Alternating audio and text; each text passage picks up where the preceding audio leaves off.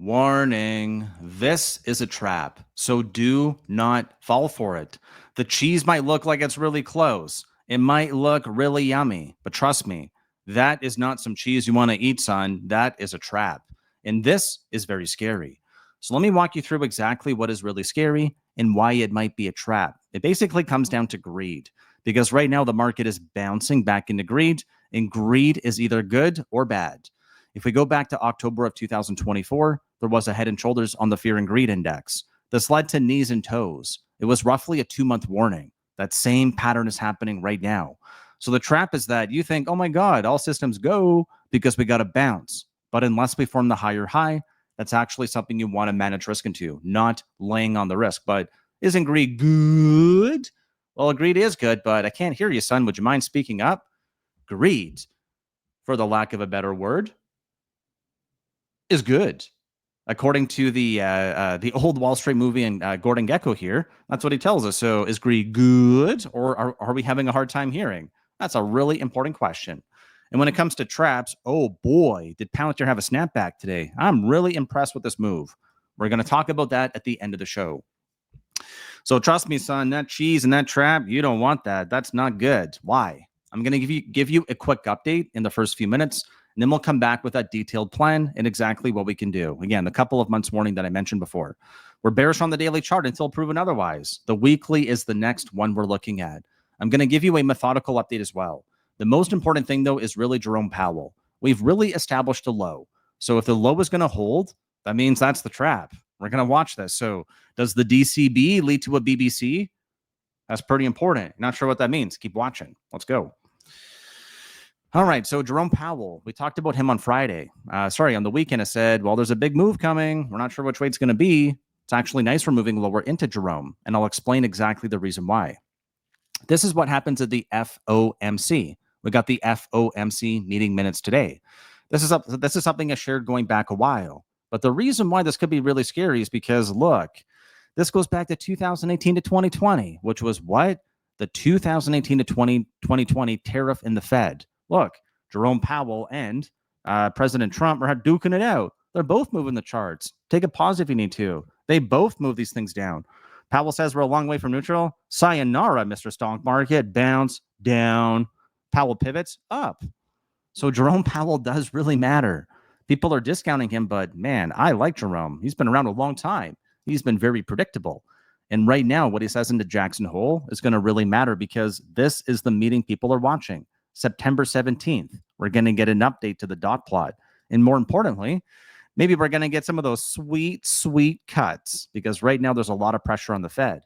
Trump is trying to get someone else to resign, and we'll find out whether this number stays at 92% or at 84 or a little bit lower. All right, so now let's push forward to the news from today in Jerome. We can note that the next Fed chair, this is at least according to CNBC participants, they think the next Fed chair is going to be Hassett. We can see him right here. That's Kevin Hassett, right? Who they think it will be versus who they think it should be. Like they think that Kevin Morse should be the Fed chair. So this would be who Trump is going to nominate. So Jackson Hole's speech is going to be neutral. That's where we could get a surprise. We talk about that frequently. Again, make sure you watch until the end. And then number of rate cuts is here. 2. Tariff inflation is coming. 2 out of 3 people think so. All right. So we talked about who it could be versus who it should be. And more importantly, they think that the next person who's going to be the next Fed chair, this is what's important. They're either going to act independently or they're not. They're going to be in coordination with Trump. That's a little bit scary and unprecedented. Anyways, this is where it gets interesting for us as traders and investors. Right now, the average person thinks that we're going to be neutral. So there would be a surprise if we're not neutral. Do you really think Jerome Powell's going to come out and be hawkish? I don't. Might get fired. I don't think this is the time for him to be getting hawkish. It's either neutral or dovish. So there's going to be a surprise. It's going to be dovish. There's an 86% chance we could have a dovish surprise here. 86, yeah, that would be a surprise. Everyone's looking the other way. And this is according to the FOMC meeting minutes from last month. Again, stale, a little bit old. They all said we're a long way from neutral. Well, if Jerome Powell uses those sweet, sweet words, the lines are going to go up. Ooh, don't count on it, though.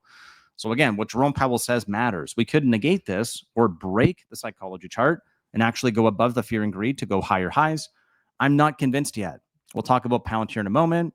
I had to re-record, so hopefully you appreciate that today. I forget exactly what I have and have not recorded. In terms of the S&P, we're now all the way back down to neutral. Sorry, all the way back down to a weekly lower low. Now we've snapped back here. We're still below the June high, but we're above the weekly low. This is where the charts start to get a little bit complicated because here I'm pointing to a daily chart. What I'm showing you here is that we have a close below the low for 2 days in a row. For me, that's bearish. If we look here to our weekly chart, it's a fail breakdown. So a fail on the weekly, fail breakdown, which basically means we had an area, we printed a lower low, but we rallied back above to save it. What this really means is that if I go here and delete everything and go to a line chart, what the closing price or the real body just basically means the part we can easily see here. That's the open, that's the close, that's the close, that's the open. That's what we're looking at. What the line chart cares about is the closing price. So you don't really see very much volatility today. You don't see the big move lower and rally back up. It just looks like we went down a bit more. That's the difference. If this chart confuses you, go back to a line chart. It smooths the data out, smooths it out. On the weekly, it smooths it out as well. So as of right now, you would not know we actually went to a lower low. So a failed breakdown here, but a failed breakout on the monthly. Why? Look at the H. Last month, the H is 639.85, which means we went higher, but now we're back below. So fail on the monthly, fail on the weekly, and bearish on the daily. Yes. So the reason why this matters is because there's one of two things that's going to happen. We're either going to get a snapback or we're not. And I'm going to ask you for a huge favor. If you could please consider smashing a thumbs up or subscribing to the channel. Thank you very much at a time. All these alerts right now tell us that for SOXX as a theme, right? These are inverse signals. We got bet against the Dow Jones, the NASDAQ, the Russell, the S&P, semiconductors, and volatility for weeks, right? What did I just tell you? This could potentially be bearish for weeks. So if we think about this, we think about where the market could go. Let me show you one quick thing on the chart here. Let's go back here in time. Let's go back here to our weekly, because what's really curious here is that if we go back in time, let's delete everything. And let's be investigators here, because we're going to go back to roughly October of 2024. What happened? Because fear and greed started rolling over, lower highs, lower lows. We didn't really roll over right away. In October of 2024, we're right here. We're forming higher lows and higher highs. We're actually at all-time highs. So why were you bearish? Well, the positioning, the sentiment, there's humans who buy. They decide to buy more or to buy less. And when the chart looks tired or exhausted, we normally see signs in the price, with it going sideways, or with a volume, which means distribution. We can see right here, the red bar is bigger, and we're potentially going sideways. Where? At a higher high, which just means that it's hard to spot. Right here is where it all rolled over. If we go back in time, we were already getting a lot of warning signs here. Look at this, right? Ouch. So that was our leading indicator. Our leading indicator might be happening right now. And what I just showed you with these alerts might mean nothing to you. What this means is that we could be bearish for the next 90 days. If these alerts actually hold, if we go down a little bit, we could go down a lot. And the one we've been focusing on is SOXX. And right now it provides a risk reward if these alerts go off of 13 to 1 and 34 to 1. So what this really means is that we're either, again, really nice snapback today, just like Palantir, really nice snapback. Is it going to hold? Because just because we got a one-day snapback and we're still red on the day does not mean we throw risk management out the window. What this basically means is that we have an expansion now that either needs a dip, again, further decline, or closing below the weekly low and breaking that chart, which means we go from red to yellow to red on the weekly and then progress to the monthly. Or we defend the low we just got, which means that as of right now, we could decline by roughly 0.8% into Jerome. And remember, he's on Friday. That's in 2 days. Sorry, one more day. We got Thursday and then Friday. So if tomorrow we just hover around here, we do nothing, or we go up or down, we have a roughly 1% cushion at 0.85%. If we decline by 0.85%, we would not actually lose the low. We can defend it if Jerome gives us that surprise. That's what I don't know. I don't know what Jerome Powell is going to say. The surprise is going to be to the upside, but it could also tank the chart because the daily cracked. And as of right now, we printed a lower low and we're below the high. So there's a lot of confusion right now. And that's what I'm trying to tell you is that I'm not as confident anymore. We're not in fully bully boomtown buy all dips with all green lights. We went from red on the weekly to cautiously bearish on the weekly.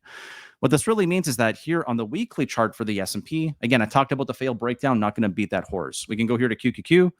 It's not good enough. We got to rally by an additional 1.5%. Otherwise, this chart is busted. It's broken. Closing at or near the low, we're likely going to get even more downside, which means the odds of going to 4 out of 4 or full bearish for the NASDAQ. And if the NASDAQ, chips lead tech and tech lead SPY, that could be to the downside. Did you see what happened with AMD and NVIDIA today? Pew! Right, hovering right around its all-time high. AMD is in a very precarious spot here. It's either going to pass or fail at this pivot of 165. All right, moving forward. So Jerome Powell is in focus. Today we got the FOMC meeting minutes. Again, looking back a month. And now we got Jerome Powell in Jackson Hole on Friday. Remember, on the weekend we said that he's got a little bit of a pout here. Why? Well, because the data is zigzagging and he's not sure what to do. And again, they thought that the rate was not that far above neutral, which is pretty hawkish, to be honest. So what's the plan and what's the trap? Well, greed leads to emotions. Don't get emotional. Make a plan instead. Why? We just want to be less surprised, not unsurprised. If we truly prepare for the worst case scenario, which I just told you was 20%. So let's think about this. If you're not prepared for stocks to go back down and revisit the low, you need to heed the warning now. I've warned you multiple times. I'm telling you what to do again. I don't know where we're going to go. I'm going to be surprised if we go up or down. I'll just be less surprised because I've thought about a range of outcomes in terms of expecting the best, being prepared for the worst, and ready for a surprise. The surprise would actually be that Jerome says, you know what? I'm Cool Man again, and I want stonks to go up. That'd be Cool Man right here. So where are we? Where's Cool Man? Come on, Jay, where are you, bud? He's like, I don't know why. I don't think you got the receipts. I got the receipts. No. Cool Man's back. He's like, yeah, I'm here. Here's Cool Man. I'm going to retire on a high. And it could definitely happen. Jerome Powell's done a great job so far. All right, pushing forward here. So it could be very, very scary. Do not come and whine if you say, I don't know what to do, because I've been warning for the last few videos now. Should you wait, buy, or sell? Pause if you need to. Just avoid what you're going to regret more. Life is never going to be perfect. If you think everything's going to be perfect, you're living in a fantasy world. That is just not how reality works for humans. So avoid what you're going to regret more. If you sell and we go lower or sell and we go higher, you're likely going to regret both. Sorry, if you sell and we go higher, you're probably going to regret that. If you don't sell and we go lower, you're going to regret it too. The question is what you will regret more. Avoid what you're going to regret more for optimal results. This lady's pretty smart too. She says that, it's again, Liz Ann Saunders from Charles Schwab. She tells us that buy the dip exists, but downside may not be sufficient. I agree with her. I think she's a smart lady. I'm going to show you with some data and with some dots in terms of exactly what that means. So if we go back up here, in case you missed it, red dots usually mean breaking news. So breaking news, the daily chart is broken. Lower highs are sufficient, and we have a lower high today. So unless we get a higher high and you're watching a daily video, you should expect I'm going to say we're bearish. That's why today's video is red, even though I'm providing a what if we're bullish and what if we're bearish. If now we look here to some different dots, because this might make more sense to you.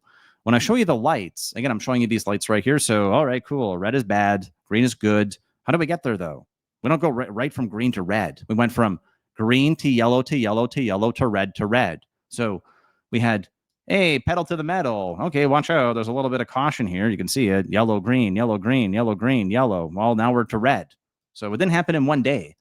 The other part here is that we're still in a buy the dip environment. This right here tells us the level we have to hold for the buy the dip to be in play. It's all green. So buy the dip and red light, which means still buy the dip environment. Put another way, we can see how the chart actually goes from expanding, right, to contracting. That's a cycle.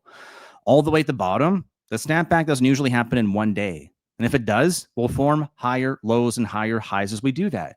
Right now, there's just red dots. We're just actively going straight down. We need at least one green dot before we go up. So if now we progress to a higher time frame, we look to the weekly. It's been trying to go down, right? Which means the S&P is this is trying to go up, which means the S&P is trying to go down. Well, it failed. We're actually higher by 8% and by 7%. The S&P went higher by like a whole year's worth of return since then. This was in June, but the warning is still there. It's still valid. And these whispers did pop off and hold. So what this basically means is that we're getting conflicting signals now. It's not as easy to say that everything is a buy the dip. If in doubt, you want to zoom out. When we zoom out, what do we see? Well, the one day went from green to yellow to red. And the right column shows you the money line, or buy the dip or sell the rip. So we already know it's in the sell the rip environment. When now we look here to the weekly chart, what do we know for the 1 week? We know that we went from red to yellow to green to yellow. So now we're exercising caution. Take the car out of cruise control. Why? It's time to be mindful of our environment. Look at the numbers too. Buy the dip above 610. Oh my goodness, 61254. Yes, that's above my number. So the numbers remain valid. But if we go down to 610, which is a fairly big decline from here, I don't want you to be crying dragon tears. A 28-point decline down to 610, that's support. So if the idea of going to 610 scares you, don't buy right now. Manage the risk. If we get that rally back up into the shoulder, maybe you want to manage risk. Don't go all out. Because I said, this is where I think we're going to go to. But we can actually go down 10%. So if you're waiting to buy here and you buy, we might go even lower. You have to wait for evidence we're going to go up. Again, I'll walk you through a few more things. The video is getting longer now, so I'm going to speed up a bit. So this basically means the market wants to go down, but the dots are choppy, but buy the dip remains, right? Green man says buy the dip above 610. And that 612 number confirms our thesis. The number's getting higher. So we either need a breather or we got a flash crash down to 612. That's what it means. This fear and greed is basically a leading indicator. It took a few months before we rolled over. This big leg down right here, man, that was a massive, massive warning for us. We already knew that. So what this basically means is that you should not be greedy unless you're prepared for more downside. You should be managing risk into the bounce, because if we get a bounce and we don't form a higher high or get back into extreme greed or 75, the rally needs a breather, which means into the end of the year, and then maybe picking up more into the Santa Claus rally. Palantir and Ethereum are very good examples of this. So we want to manage the risk, and we'll go through those right now. Ethereum actually had a really big snapback today. Let's go to ETH USD. So if we have a look here, that's a bullish engulfing daily candle. It has the word bullish in it. The candle's not closed out, but oh boy, that's pretty bullish. 6% snapback. Wowzers. So when we look at volatility, the biggest leading indicators are leaders. Leaders lead to the upside and to the downside. Let's be objective for a moment. Look at that volume. Looks like it's climaxing. Charts can do three things: up, down, or sideways. So if now we're back above the 50 MA, we extrapolate this out, we're still on all-time highs. It's still really good. If we go like this, what do we have? Well, arguably a little shoulder, and a head. This is where I'm going to talk about how we had the market going up, the market going down. If it's going to go back up, it's going to follow the same recipe. If it's going to go down lower, it's also going to follow the same recipe. Let's do that now, because I just walked you through the S&P, but I think people care about individual stocks. The recipe works just as good on other ones. So right now we had high, lower, high, lower, high, lower, high, lower, high, lower, high, low, lower, low, lower, low, lower, low, lower, low, lower, low. So the warning happened right here. That's where the number 4 got fully bearish right there. We talked about it on this morning's stream. Going all the way down to the bottom, we've now closed back up here at the high of the day, and we're higher in after hours. We're likely going to print a higher high tomorrow. If you look at the one-day chart too, we are bullish because we have a golden cross, and we actually have, we have a golden cross, and we're bullish because we're above both averages. We're above the 50, we're above the 200, and we have a golden cross. We closed back above it there. It saved it. Okay. So there's one or two things that can happen. Technically, we're going to get to number 1 tomorrow likely if that gap up's going to hold. We're going to print the higher high. Is it going to hold? Because if it does, right, there is no alternative, and the plunge protection team is here. That's the buy the dip. If it's a sell the rip, we're not going to save it tomorrow. We're going to print the higher high, but gap ups are going to be for selling. Easy. If in doubt, zoom out. Until we get to 4 o'clock tomorrow, it is impossible for us to get to number 2. Number 2 is 50% of the way to a bull reversal. It's not a guarantee. So if in doubt, zoom out one more time. Because now I just told you the daily could go bullish, but the weekly could be bearish. A lot of charts are really confused right now. So when the charts are confused, I tend to reel it in, right? I take my risk and I'm cautious. So as of right now, we have a failed break and we got the lower low. This would need to rally a lot. I'm talking 11.5% in the next 2 sessions to avoid the bear. So Jerome Powell could come and do it. How much did it rally off the low today? Well, a lot. So today off the low, it rallied by a total of 9.8%. It does that again tomorrow. Boom, failed breakdown. I'll be surprised. Again, I'll be less surprised because I thought about it, but I will be surprised. So as of right now, we're halfway to a bear on the weekly. We printed the lower low and we're currently below it. I would still argue we're closer to the low of the candle than to the high, which means there's still downside pressure. We could revisit or, God forbid, snap it. We talked about the Fibonacci retracement today, and we found some buyers there. Also the previous top right here. So what used to be resistance acted as support. Very obvious. So now looked at another way. Our system is also saying that Palantir is due for an alert. When? In 3 candles. So as of right now, we can extrapolate that Palantir is now oversold on the one-day chart. The S&P is not. I can't show you that example. But as of right now, we would need to rally and it would get it into the 25th, right? That's what it's telling us. The 25th, doing 3 candles. It's only going to be a risk reward of 0.6 though. Why? It's oversold. It's not carving a bottom out. It's just a one-day crash. Look at a line chart. It just looks like we're going straight down. What we need is for it to do this. We need for it to carve a bottom out or to curl, hook, right? That's this right here. We need more candles, need more data. So until that happens, all we can do is make a plan, respect the risk, and make sure we're actually prepared for either up, down, or sideways. If you enjoyed today's video, come hang out with me tomorrow at 8:30 a.m. I'm going to go through and provide more detail, or you can click on the link to watch the 3-hour stream we talked about today, and we provided a lot of updates. Additionally, if you want to come trade with me, you can go to the link in the description, which is to come join me for my wait list. And that way you can find out exactly when I'm going to relaunch my service, because it's been offline for a few months here. Otherwise, thank you very much for tuning in, and I look forward to seeing you tomorrow.